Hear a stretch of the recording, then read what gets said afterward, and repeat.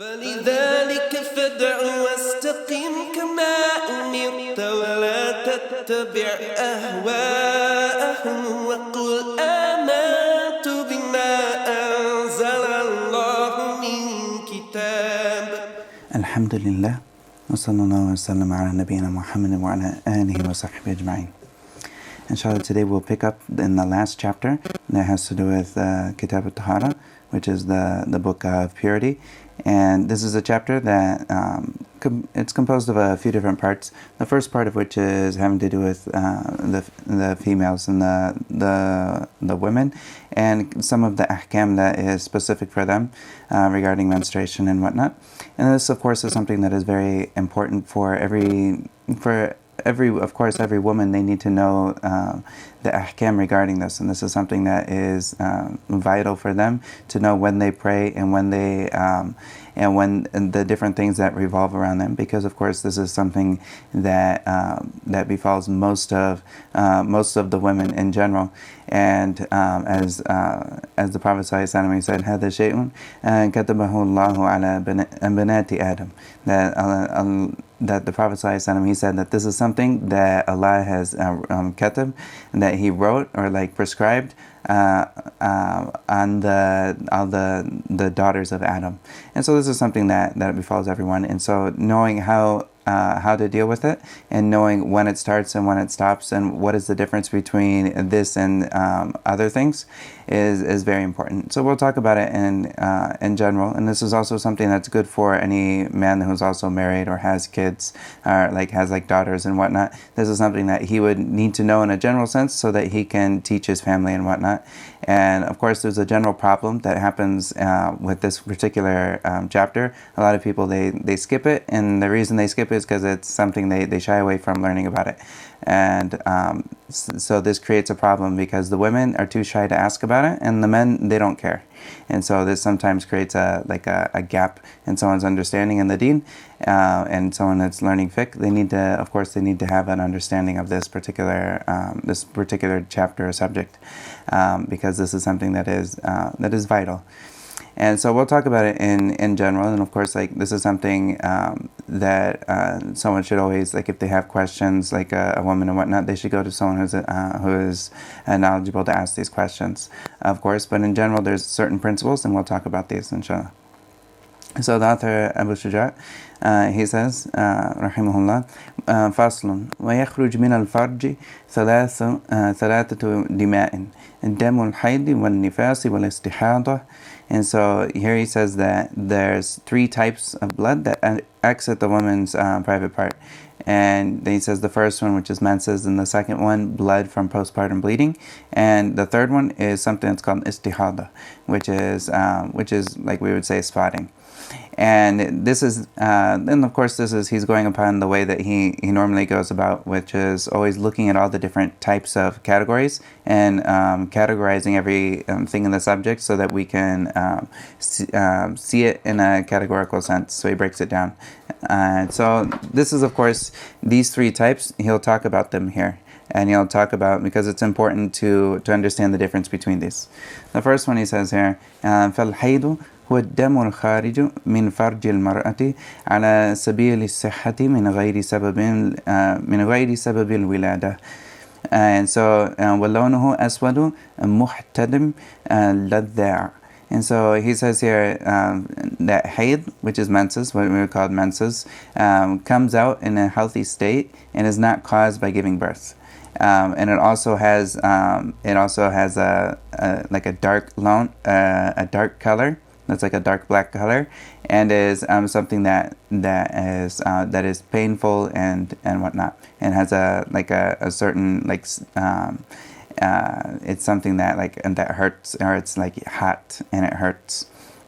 And so this is the first type of blood that he talks about, and of course this is something that the woman should know when this comes. She should be able to differentiate between this and other blood that would come out because of the color of it, as well as the way it feels and whatnot. There's a difference between this and other types of blood.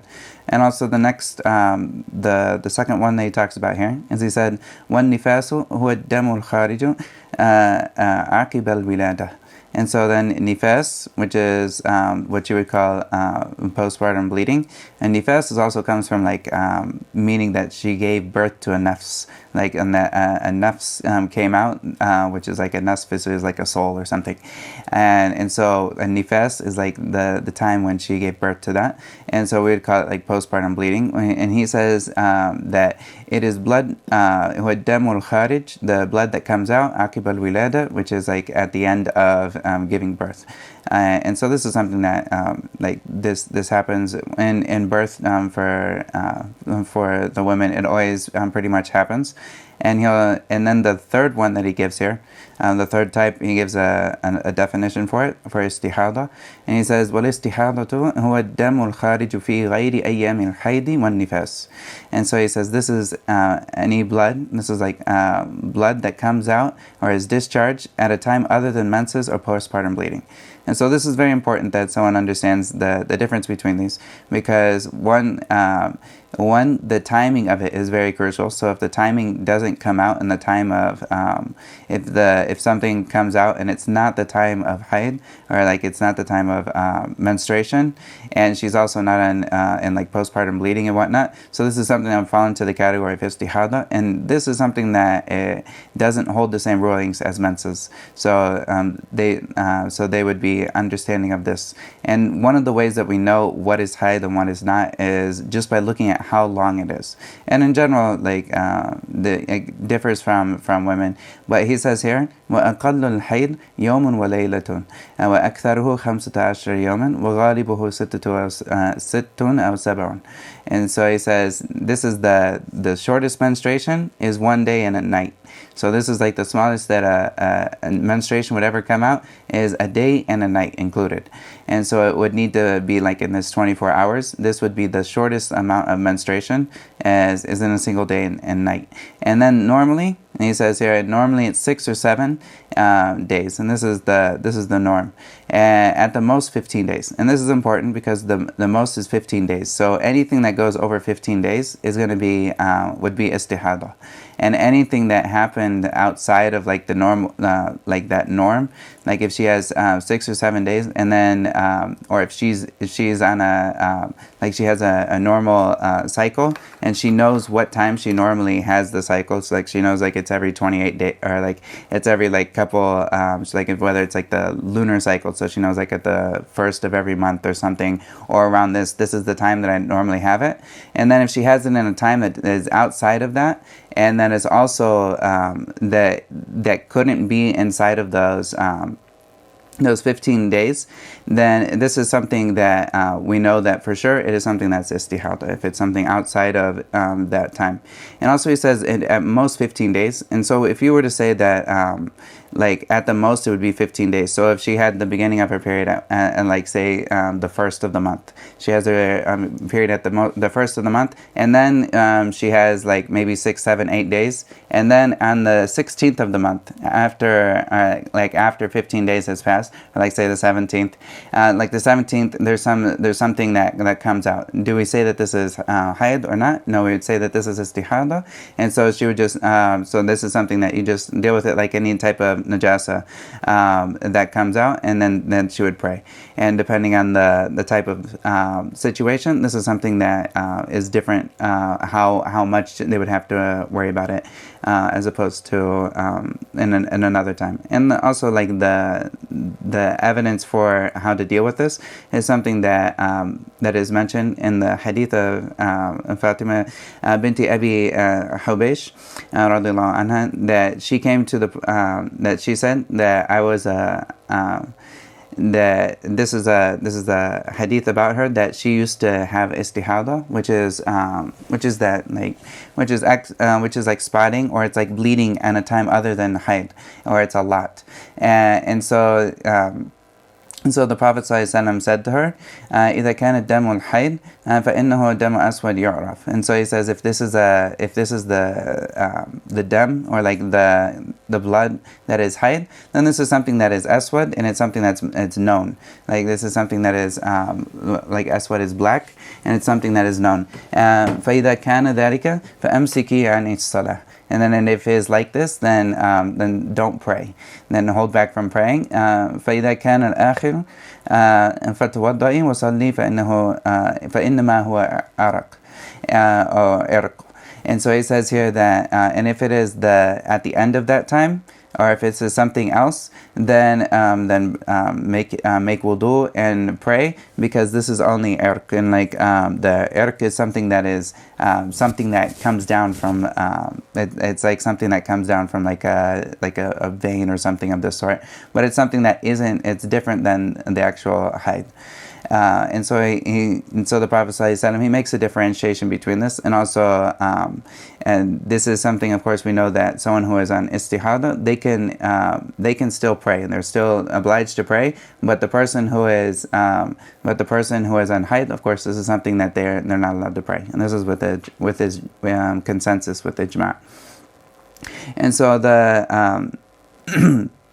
and then the next thing he talks about, of course, he says, وَأَكْتَرُهُ 15 يَوْمًا. So anything that falls within, outside of the brackets of 15 days, is then it would then be considered istihada. Anything that came outside of this, and anything inside of it, according like the Shafi'i madhab, is anything that happened inside of this, even if say like she had 6 days of 6 days of menses, and then on the 7th day there was nothing, and then the 8th day there was something. This 8th day would be counted with all of it, and all those 8 days would be the whole period. So anything that happened in there is all considered the period. So if she prayed, that's one thing. But if she had, say she fasted this day, and then like it came afterwards, she would have to make up that fasting, because then it became clear to her that she was actually on her period the whole time.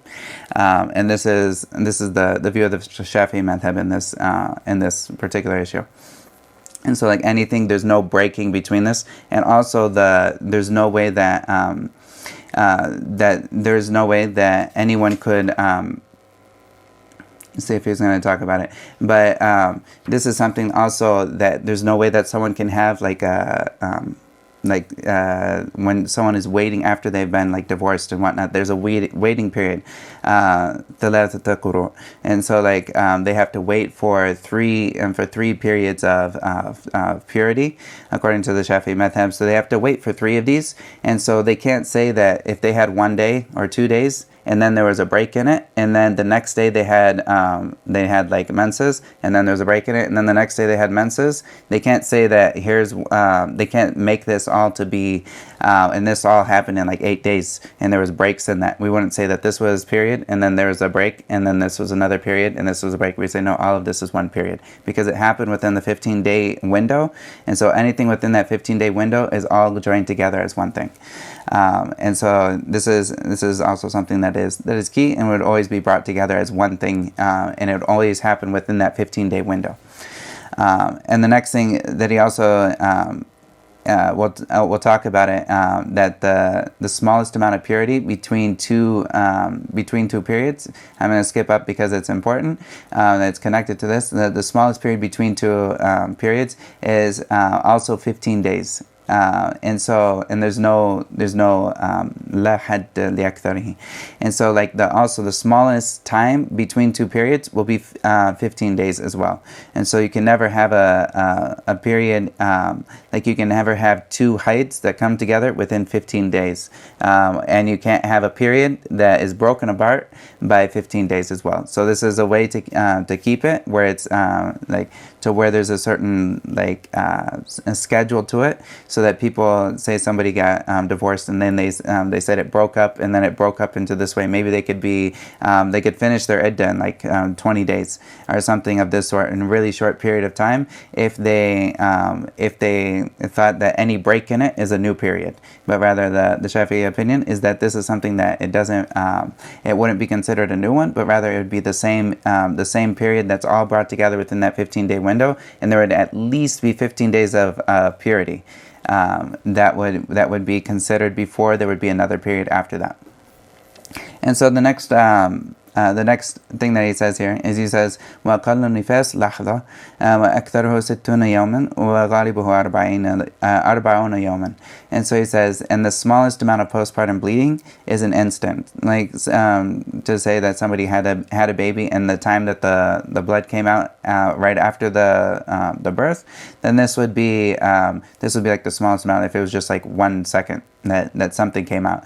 Of course, this is not normal, but he says at the most 60 days, and normally 40 days. And normally this is the 40 days is the norm. But anything, what he says here, at the most 60 days. The reason he says this is because anything that goes out off of this 60-day limit, then this is no longer postpartum bleeding. And so she would take the normal ahkam, like the normal rulings of somebody who has istihada, which is a discharge at a time other than menses or postpartum bleeding. So even though, yes, maybe it's somehow connected to this, but after 60 days, then she would go back to go back to praying, go back to fasting, all of the other things. She would go back to this, and anything after that would not be considered postpartum bleeding. It would take the different ruling.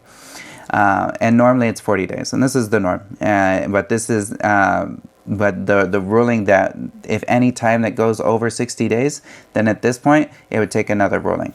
And this is the important part to understand. So she would, we'll talk about this, but this is one of the things also that, like whenever haid ends or whenever postpartum bleeding ends, it also obligates a ghusl at the end of it. And then they would go back to their life as normal after that. And so then, of course, the next thing he said, which is what I brought to bring it together with the other point I was making, as he says, وَلَقَدْ الطُّهْرِ بَيْنَ الْحَيْضَتَيْنِ 15 يَوْمًا وَلَا حَدَّ لِأَكْثَرِهِ. So he says, in the shortest time between two periods, like the time of purity between two periods is 15 days, and there's no limit to how long it can be.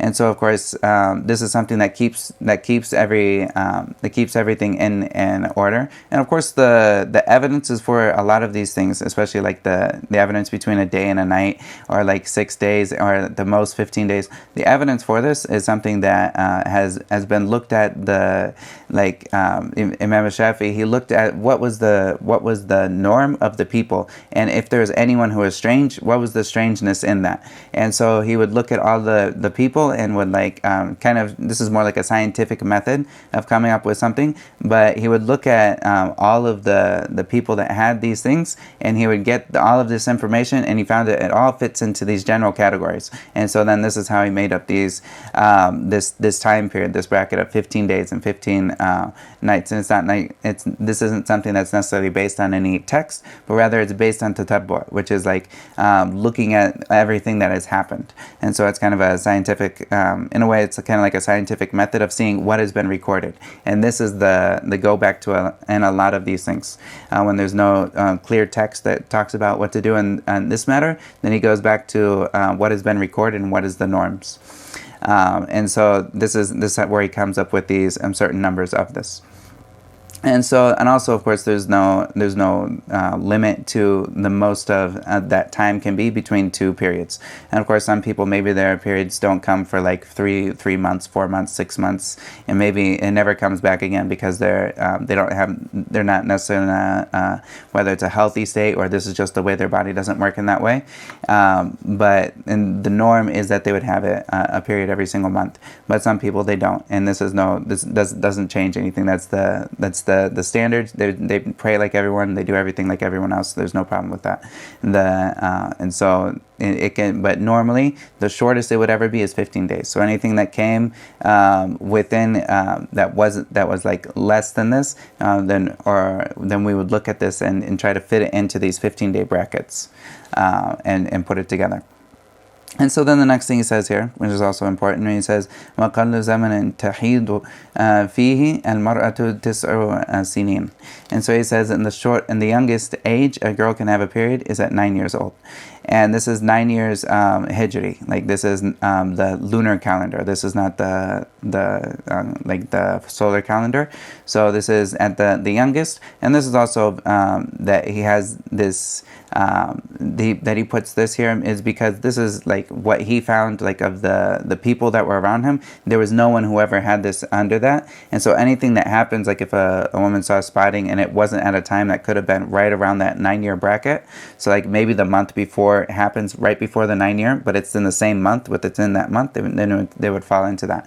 And so they saw that pretty much nobody ever goes between below this. And of course, like science has, like the science that has come across with the doctors and whatnot, they see that this is something that this is the lowest it would happen is in 9 years, and this is kind of going back to that. So anything that happens before 9 years, we would never consider it to be menses, but rather it would be something else. And of course, this the person that has a period at a younger age, or they come of age a lot younger, this a lot of times has to do with the environment that they're in. So like in a colder environment, like in a European environment, this usually goes later. Like the coming of age for women is usually later in like a colder environment or a temperate climate.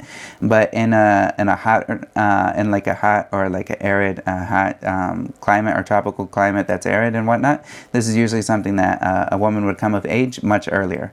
And so of course, like the Arabs, they would come of age when they're at a much younger age than like people in Europe and whatnot. So that's something to take into consideration as well, and it comes into play, and other issues as well. So the next thing that he says here, and he says, وَقَلُّ الْحَمْلِ سِتَّةُ أَشْهُرٍ, and then he says the shortest time for pregnancy is 6 months, and وَأَكْثَرُهُ أَرْبَعُ سِنِينَ, and he says, and then at the most 4 years, and وَغَالِبُهُ تِسْعَةُ أَشْهُرٍ, and it's normally 9 months. And so the first thing that he says here, of course, this is going back to a lot of this goes back to tatabbu', which is just like seeing what has been recorded from people. But this first one, the shortest time for pregnancy is 6 months. This is something that there was this actually can be proven with the Quran. And Ali radiallahu anhu, someone came to him, and they were recently married, and then his wife had a baby, and she delivered the baby at 6 months after being married. So he was this guy was wondering about how is this possible, and of course, like there's thoughts that run about someone that maybe she was maybe there's something happened, like maybe she was like she committed zina or something of this sort. So when they came to Ali radiallahu anhu, he looked into the situation, and then he found in the Quran the answer to the situation by putting together 2 ayat. And one of them is that when Allah says وَحَمْلُهُ وَفِصَالُهُ 30 شهرا, and that Allah says that the carrying and the fisaluhu, which is also like the carrying of the baby, and the fisaluhu, which is the separation, which refers in this case to like the weaning, 30 shahra, that it's 30, and that's 30 months. And so if we were to put these 30 months together, and you were saying haml, well, if you saw all of this comes in 30 months. And then in another ayat that Allah says وَفِصَالُهُ فِي عَامَيْنِ, and that the breaking apart is like the weaning is something that is in 2 years. And also and that وَالْوَالِدَاتُ يُرْضِعْنَ أَوْلَادَهُنَّ حَوْلَيْنِ كَامِلَيْنِ, and so that the women they will breastfeed their children for 2 years. So if you put 2 years, which is 24 months, and then you have the first ayah, which was 30 months, for حَمْلُهُ وَفِصَالُهُ 30 شهرا. So if you have that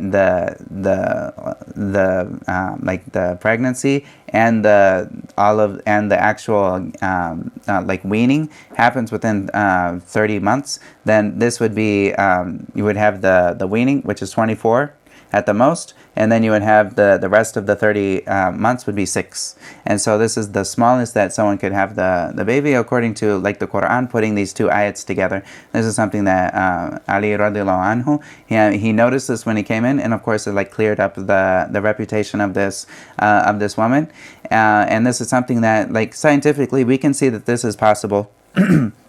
And usually, if there is any, like, if there is a kid that is like a preemie, like that is born very, very early, usually there's usually immense problems, like with the lungs usually don't develop at this time, and so it's almost impossible for someone to be delivered in less than in 5 months or like 5.5 months. There's pretty much like no one who has ever come up with this. So normally like 6 months is what we would take as like the smallest pregnancy in this. And of course, like if someone has like the evidence of all of these things, and of course we look at the evidence, the like scientific evidence, and a lot of these issues. But of course, like 6 is the least, and this is actually shown in the Quran. And of course, like looking at all of the scientific like discoveries that we have now about like how pregnancy and the development of the kid happens, normally like no kid can actually survive unless they're born like at 6 months. This is like the least that they would have that chance of survival.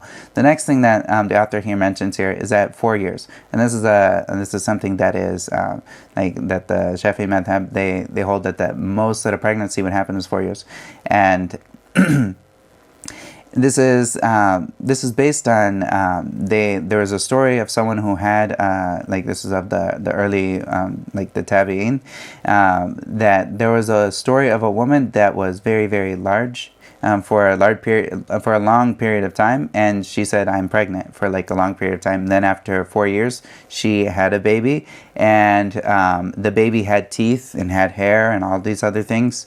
So Allah knows best the actual story, whether it's actually like a true occurrence or if there's something that happened in that. But this is something that it's recorded. So because it's recorded and it came to them, they said that this must be the most of it, and they trusted this woman in this.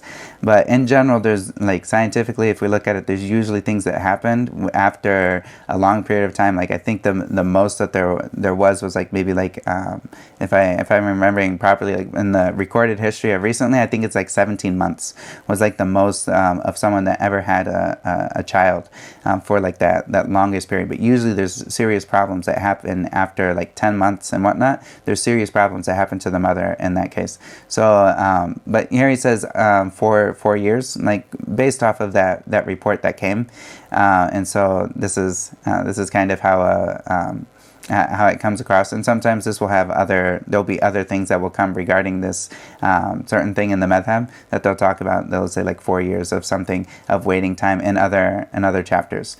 But in general, this is something we look at it and we look at science. If we know that this is scientifically impossible, this is something, or if we know that it's scientifically improbable and like there's going to be serious issues, we kind of look back to science, because this is we go back to the people who it's their specialty and that. But Allah knows best here.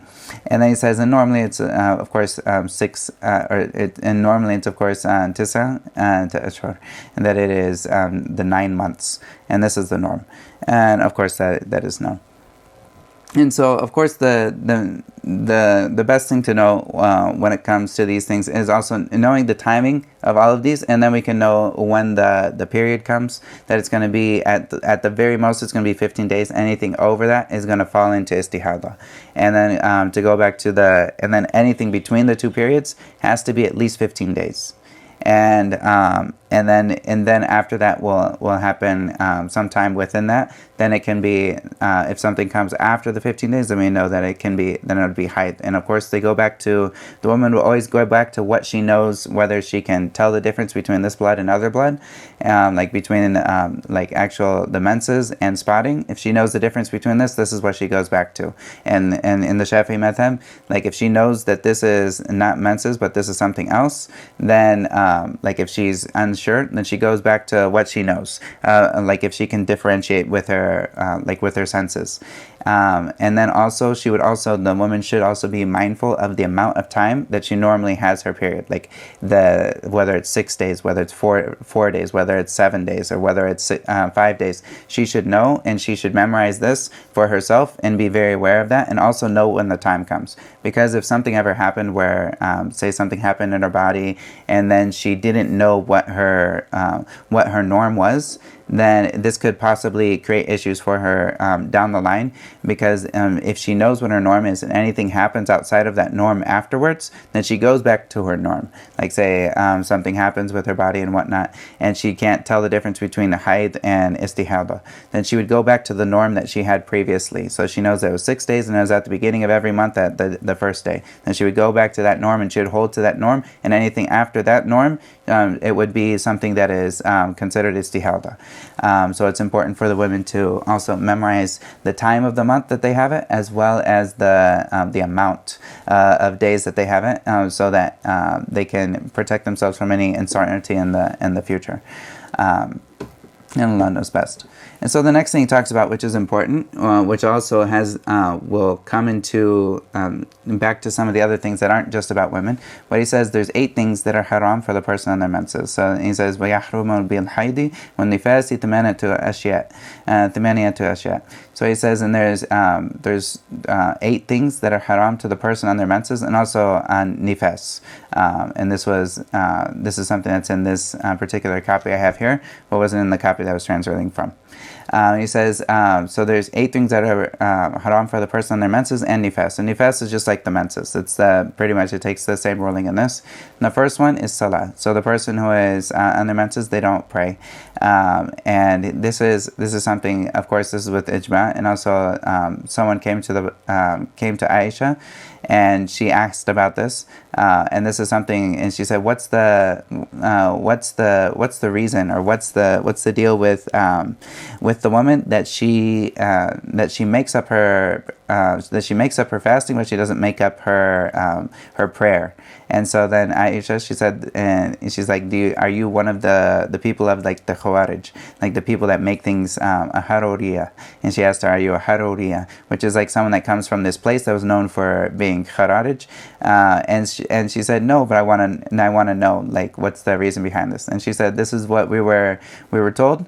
We were told to make up the fasting, but we weren't told to make up but not the salah. And so, of course, this is something that it was known that they wouldn't fast, and they also wouldn't pray while they're on their menses. But for the fasting, they make it up, and this is the other thing. And as far as the praying, they don't make this up, and it's actually impermissible to make up prayers that were missed because they were fasting. Because they were on their period. And so that is something that is impermissible, as well as fasting is also impermissible. And this is also something we'll talk about when it comes into the time of fasting. But just something that sometimes happens is someone, I've heard it from some of the people, they will think that if I start fasting and I'm still in my period, then I end my period, that my fast is good because I wasn't fasting. Or they think that I was fasting most of the day and my period came at the end, so my fast is still good because I didn't eat. Like any time that any of the period comes at any time of that day of the fasting, even if it was just a single second before the sunset, or like all of this, if the period came in, it ruins the fasting. Like the fasting needs to be from the Fajr, from the beginning of Fajr to the end, the beginning of Maghrib. It needs to be from this time, the whole time. Anything interrupted in this, it doesn't count for fasting as far as the obligatory fasting. And so this is something that, of course, like it's not permissible in this case. They would always need to make up any day that the period came in, even if it was just one, even if it was an hour or 15 minutes, 10 minutes at the end of it, they would need to make up this day of fasting. And so then the next thing he also says after Sawm, he said, وَقِرَاءَةُ الْقُرْآنِ. And so this is also another thing, that is reading the Quran is something, this is the view of the Shafi'i madhab, that reading the Quran is something that is not permissible for someone to do while they're on their menses. And this is a view of the Shafi'i madhab, and this is the view that is held onto by the Shafi'i madhab. And they look at this, and they also look at another hadith that comes in Tirmidhi, that the Prophet ﷺ, it's on Ibn Umar radhiyallahu anhuma, and that the Prophet ﷺ, he said, لا يقرأ الجنوب والحائط شيئا من القرآن. And so that he says, that's narrated in this hadith, that the Prophet ﷺ, he says that the junub, the person who is on there that is junub, that is in that major state of impurity, and the ha'id, which is the person that is in their menses, they don't read anything from the Quran.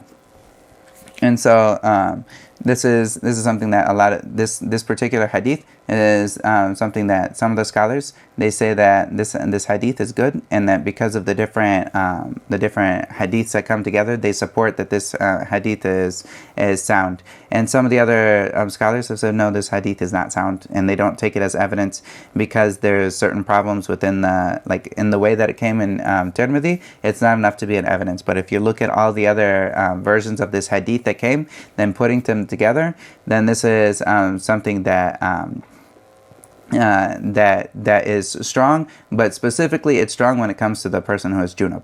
But when it comes to the person who is in their menses, this is where the bigger debate comes in with the scholars of hadith, that the actual addition of ha'id is something that doesn't have the same evidence of this. And so this is of the evidence that is used from the Sunnah, and also the other evidence that would be used for the woman not to read Quran is also because she is in a worse state of the junub. So the junub, if the junub is not allowed to read the Quran, then the ha'id is in a worse state. And the reason they say that, why is it a worse state than that? Because the junub can go and take a shower and then he becomes pure, but the woman, she can't take a shower. She's stuck and she can't do that. And this is also the people that don't hold this position. They would say that there's a difference between the junub and the ha'id. And the junub, he can change his state. He can change his state. So he can. So he shouldn't read the Quran, but rather he should. He can make ghusl. But it's easier. They would say that she's in a less state of less hardship than the junub for this exact same reason, because she can't raise that state of impurity of her. Then it's made easier for her, and she can read the Quran. So there's a difference of opinion here, and this is something that the scholars they hold different views on this.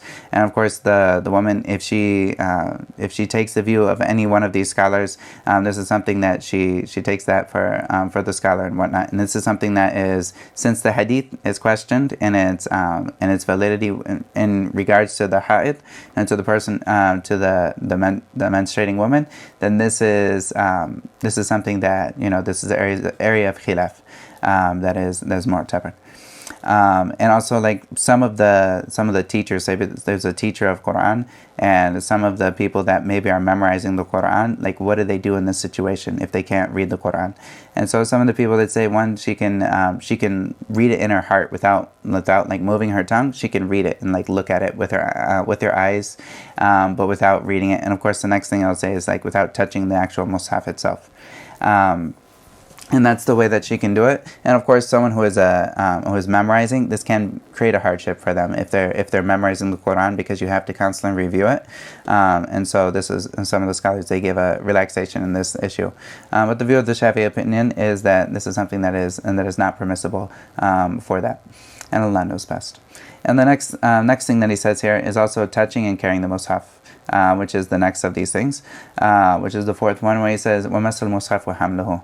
And so this is something that's not permissible. And this there's different evidences for this, and of the evidences that are mentioned is the Prophet ﷺ is narrated that he said أَلَّا يَمَسَّ الْقُرْآنَ إِلَّا طَاهِرٌ. And so this is something that the Prophet ﷺ, he said that he ordered that no one touches and mess. As I mentioned before, it's something that is touching, not to touch the Quran except someone who is tahir. And also in the Quran itself, we have the ayah that's mentioning لا يمسه إلا المطهرين. إلا المطهرون. And so then, and so this is something that this ayah is taken to be understood that لا يمسه, that this is the no one touches it. And what is this it? This is the question that sometimes there's a bit of difference of opinion in. إلا المطهرون. And مطهرون is someone who has been made pure.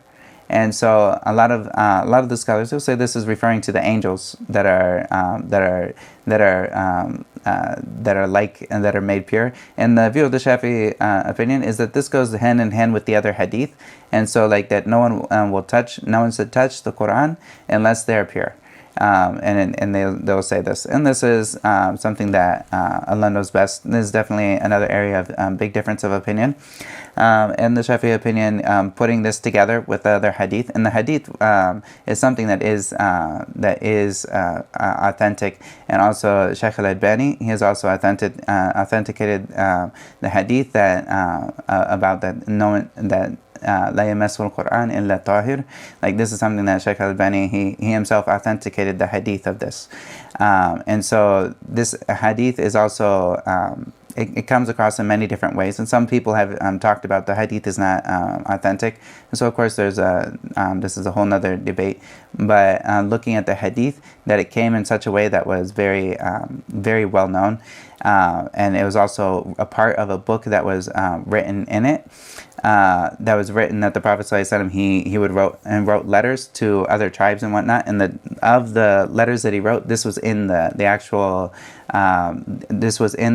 letter that he wrote to the other tribes. And even though the person that was narrating from the letter itself wasn't a Sahabi, he's still narrating from the letter of the Prophet ﷺ that is well known of that way. So even if this was considered like mursal, is what we would say in like mustalah, even though this is mursal, it's still something that you take as evidence, even if it's like this one. This is something that that Ibn Abdul Bar, which is a very, very great scholar in hadith, he says that this hadith is mutawatir, and that we don't even need a sanad for it. Like this is so well known that we don't even need an actual chain of narration to prove its authenticity. And he actually goes onto that state of saying that this is something that's very serious. And of course his voice is something that is very strong when it comes to hadith, and he's of the earlier predecessors when it comes to this. And his also, like he talked about this in his book of Tamheed, which is explanation of the Muwatta of Malik. Wallahu ta'ala alam. So this is the area, but the majority of the salaf, are of the person who is not pure or not in a state of purity. The majority of the salaf is of the opinion that they can't touch the mushaf, and they also can't hold it. And what's different than this is also like if you have your phone and you have the mushaf on your phone, you looking at the mushaf and holding this is not actually a mushaf where it's like actual pages, but rather it's like you're holding up a reflection of the mushaf, like if that makes sense. So like they would say it's like you're holding up a mirror that's looking at a mushaf, or like something it wouldn't be considered an actual mushaf. And also a mushaf itself is something that has the Quran, which the Quran is all of or most of the words in the book that you're holding is Quran. So some like this would be like if I have a mushaf here, this is like a certain mushaf, and in it there are other things in the Quran, like on the side there's other parts of the Quran, but this is all Quran. But on the so also I have other things at the beginning of the Quran that aren't Quran. Like this is not Quran. But since the most of what this is Quran, this takes the ruling of a mushaf. Even though there's other additions on the side and like the footnotes and whatnot. But there are some certain books that they have more words in them that aren't from the Quran, like a tafsir, that don't have as much as the Quran itself. So like in another book I have here, which is the Tafsir al-Jalalain, which on the side here, this is the tafsir of the Quran, and then in the middle there's the Quran. But the actual words in the tafsir have been counted to be more than the Quran itself. So in this case, it takes the ruling of a tafsir, and it wouldn't take the ruling of the Quran itself. So someone would be able to hold like this in a state of impurity, as opposed to something that's a mushaf. Like, because if it's mushaf, then that means that this is most of what is in this book, or like in that binding, it's mostly Quran. So it would take the ruling of that, and Allah knows best. And also carrying it. And we'll come back to this because this is also something for someone. This isn't just for the person on their menses. Rather, this is someone that's also junub, and also the person who is without wudu. This applies to all of them. And so the next thing that the author, he says, going back to the people on their menses, and also he says وَدُخُولُ الْمَسْجِدِ. And so he brings this also, that entering the masjid is something that is impermissible for the person who is on their menses. And of course, this is that's if she fears that she's going to, like, if she fears that she's going to somehow spread najasa in the masjid. So in this case, it would be haram. And if she doesn't fear that she's going to spread najasa because whatever, she takes care of herself and making sure that there's nothing that's going to be making a mess, then in this case, the only thing is that she can't stay in the masjid. She can go through it, or if she needs something in the masjid, if she needs to get something or do something really quickly and to pass through it, then this is okay. But but it's not haram for her to enter in this case. And this is the view of the Shafi'i madhab. And of course, the evidences for this is the hadith that comes in Abi Dawood from Aisha radiallahu anha, that the Prophet ﷺ said, "La uhillu al-masjid li ha'idin wa la li junub." And so this is this is one of the things the Prophet ﷺ, he says, I don't make the masjid permissible for someone who is ha'id and not for someone who is junub.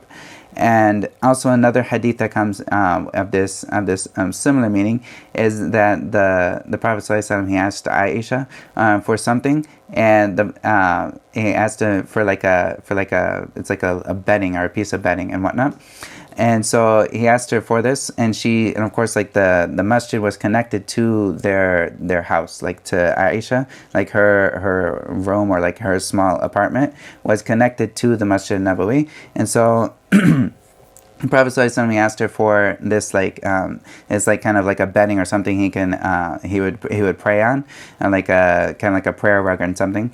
And so he asked her for this, and then she said, I'm ha'id. And like her excuse for not like doing it, she's like, I'm ha'id, like that. I'm on my menses. And he said that in the haidataki laysat fi yadiki. So that in the haidataki laysat fi yadiki is that like this is something that's out of your hands. Like this is not in your hands. And so like the translation goes either it's out of your hands, like you have no control of it, or like the other understanding would be that this is something that's not in your hand. So if your hand goes in, it's not like your height or like your menses, it's not in your hand that you're giving to me. And so this is one of the other evidences that the Shafi'i, they understand that it's understood she wouldn't make this excuse unless that she knew that this was something that's not permissible for her to do. And so she would give him this through like the window and whatnot that was there. So this is of the evidences, and also we'll also talk about the junub. The person who is junub is also not allowed to go in there. Is not allowed to. It's the same ruling for the junub as well as the ha'id when it comes to entering and staying inside the masjid. As far as like staying inside the masjid and remaining in there for a long time, this is something that for the junub he's supposed to. He's not supposed to do that except illa abiri sabil, and like except someone who is going through. For the ayah that comes that Allah says la taqrabu salat wa antum sukara hatta ta'lamu ma taqulun, that Allah says don't come near the salah. And he says salah here, and we'll talk about this. It could be either the salat itself, like don't approach the salah when you're in a state of intoxication, which is the first part, hatta ta'lamu ma taqulun, until you know what you're saying, wala junuban illa abiri sabilin hatta tagtasilu. And then he says also wala junuban, and not someone who is also and also no not someone who is junub, which is someone in the major state of impurity, illa abiri sabilin. And then he says except the people who are going through, like they're passing through, abiri sabilin hatta tagtasilu, until they make the ghusl. And so And so Allah says here for like the junub not to do this. And then we also talked about the junub and the haid are similar, like they're on that same page when it comes to they're in that state of impurity, which is of the greatest states of impurity. So she would also be like that from that edge, from that angle as well. And also for tawaf, the next thing he mentions is what tawaf. which is making tawaf, and she's also not allowed to make tawaf. And this is straight from in Sahih al-Bukhari. And there's the hadith of Aisha when she was on Hajj with the Prophet ﷺ, and she became she had her menses that came while she was on Hajj. And so in this time, she was very sad because like her menses came up any time, like in the middle of Hajj. And so the Prophet ﷺ, when he saw her in this state, he asked her about like what happened, or like if she was menstruating, and she said yes. And then the Prophet ﷺ said, do everything that the people that make Hajj do except tawaf. And so like this was understood that you do everything except tawaf. This is something you don't do when you're on your menses. And so this is very clear. And so like tawaf is something for the women. If they're on their menses, then they can't make tawaf. They need to wait until they're not on their menses. And of course, if someone's in a severe situation, such as like the timing of it and they're on their menses and whatnot, if they take a pill or something that stops their menses, then they could do this. And some of the scholars, looking at the scenarios of some of the people, they would also say that if someone had a break in their period, like just a small break in their period, and they needed to make tawaf, and they're not for sure that their period ended or not, but it stopped, then they could make ghusl, and then they could make tawaf, and if it came afterward, they would be done. Like this is, they wouldn't look to it. They would say, I did my tawaf, and that was what was required of me, as opposed to like som and whatnot. Anything that comes after that would prove that was invalid. But they would look at tawaf with a little bit of more leniency in regards to like the soroba, like the hardship of getting in to make tawaf, and of people who are traveling and whatnot. They have people that they're with, that they're traveling with, and to wait until they have finished their menses is something the woman has no control over, except maybe if they have like certain pills, like if they take like if they take pills that they can control when they have their period, then this is something that they could use that to stop their period for that period of time. And of course, that's taking into consideration that it's not going to harm them to do that just for one time, and Allah knows best.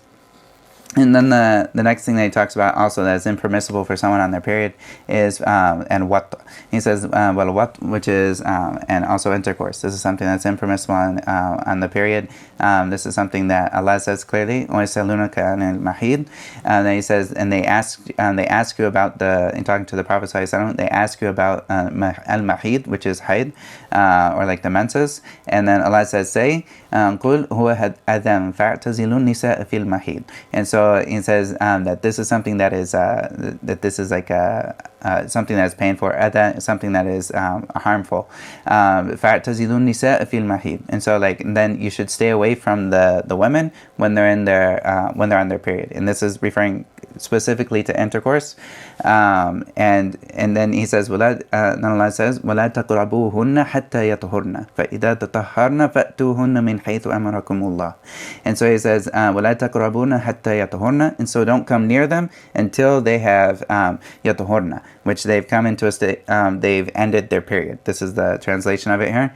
And then فَإِذَا تَطَهَّرْنَ فَأْتُوهُنَّ مِنْ حَيْثُ أَمَرَكُمُ اللَّهُ. And then if they have made their purity, which is referring to the ghusl afterwards, if they've made the ghusl after they've ended their period has ended, فَأْتُوهُنَّ مِنْ حَيْثُ أَمَرَكُمُ اللَّهُ. Then go to them, then you're free to go to them in intercourse, as in the way that Allah has commanded you before. Of course, like in like the normal way. And so, and then Allah says, إِنَّ اللَّهَ يُحِبُّ التَّوَّابِينَ وَيُحِبُّ الْمُتَطَهِّرِينَ. And that Allah loves the people who go to Him in tawbah, and like they they go to Allah in repentance, and He also loves the people who make al-mutatahhirin, which is someone who purifies themselves. And so this is also like it's understood very clearly in this, of course, like that someone is not allowed to ever have intercourse with a woman while she's on her period, and this is a very serious sin. And it's also something that is very, very clear cut, and there's ijma in this in that general sense. And so, of course, like someone who's on their period. And then he also, the next thing that he says here, which is areas of difference of opinion, but he says, وَالِاسْتِمْتَاعُ بِهَا بِمَا بَيْنَ السُّرَّةِ وَالرُّكْبَةِ. And so he also says, and seeking pleasure, istimta', which is like seeking pleasure, with what's between the belly button and the knees. And so he also says this is also haram. And this is, in general, it comes from a hadith that the Prophet ﷺ, he used to, or that he was asked, the Prophet ﷺ was asked, مَا يَحِلُّ لِي فِي امْرَأَتِي وَهِيَ حَائِض, that he was asked, like, what is allowed for me to do with my wife when she is on her period? And he said, لَكَ مَا فَوْقَ الْإِزَارِ. And then the Prophet ﷺ, he said, you can do whatever is which is whatever is over the izar. And like the izar is usually something that comes down on the waist. It's like the waistcloth that you would have that comes up from the belly button normally to the knees. And so this is the Shafi'is, they took this particular hadith that it's allowed for him to do anything he wants that isn't on the hazar. So they took this to say that he's not allowed to do anything except that. And there's also another hadith that Imam Nawawi mentions, and that the Prophet ﷺ said, "Isna kull shay'in illa nikah." And that the Prophet ﷺ said, do everything, when he was asked a similar question, that the Prophet ﷺ said, do everything that you wish, except and nikah. Nikah also, it means like the intercourse. Do everything that you want except intercourse. And Imam Nawawi, he says that this is that it's permissible to do everything except intercourse is stronger when it comes to the dalil, and also and that also, like him, the Prophet ﷺ also used to do what he originally told in the first hadith I mentioned, that the Prophet ﷺ, he would tell his wives when they were on their period to wear the izar, like to wear their certain izar, and then he would have pleasure with them in the way that was on top of it, and that wasn't necessarily anything close. And so this is something that the Prophet ﷺ did this, but it doesn't necessarily make it haram for you to do other than that, especially given the generalness of the umum of when in the other place where he says it's not kulla shay, and like it's not kulla shay inna nikah. This is like very, very clear that you can do everything that you want except the actual intercourse, the acts of intercourse, when it comes to having like pleasure with the wife, and Allah knows best. But of course there's ijma about like the actual, like the act of intercourse while someone is on their menses, and also this is for the same thing while someone is also on their nifas. This is something that is haram with ijma, and also this is something that is like from the natural disposition of a man. Like this is something that is it's not something that someone wants. Like this is something that is naturally distasteful and like dirty, and not something that anyone would ever want to go to in the nature, in a natural sense.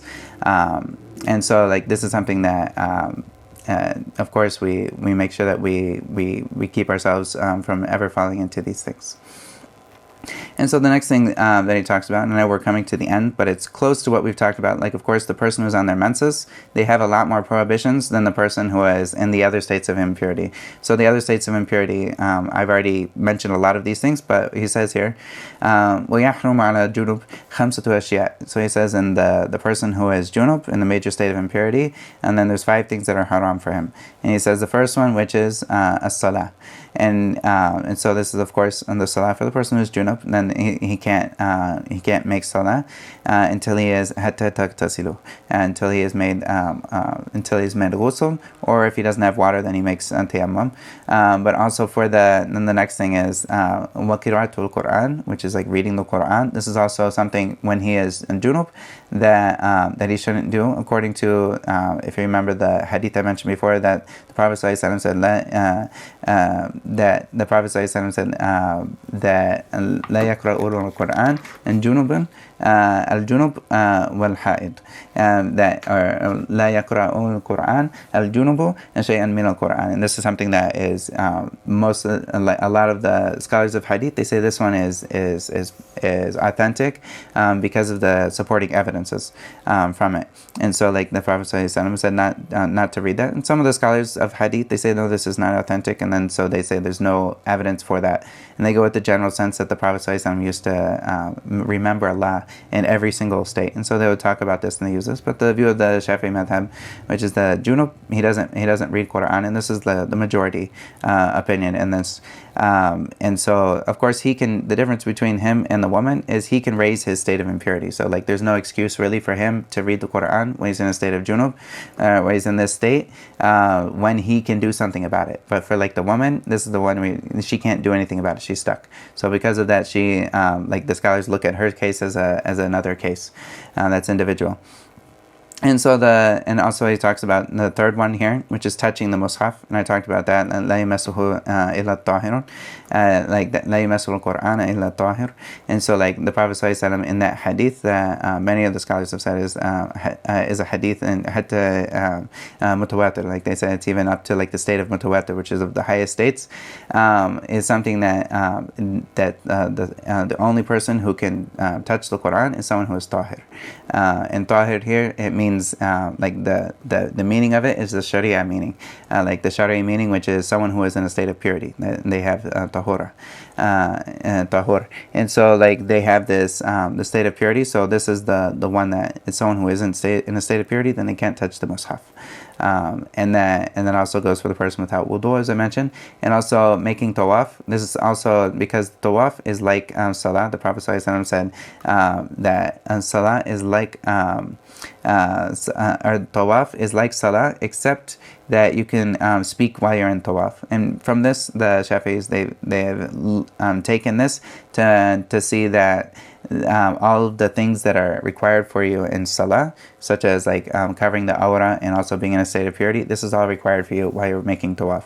And also spending time in a masjid, and this is also from the ayah that I mentioned previously, except for the person who is going through, who is just passing through. And this is the understanding of some of the Salaf in their interpretation of this ayah. And then the last thing that we'll talk about is the three things that are haram for the person without wudu.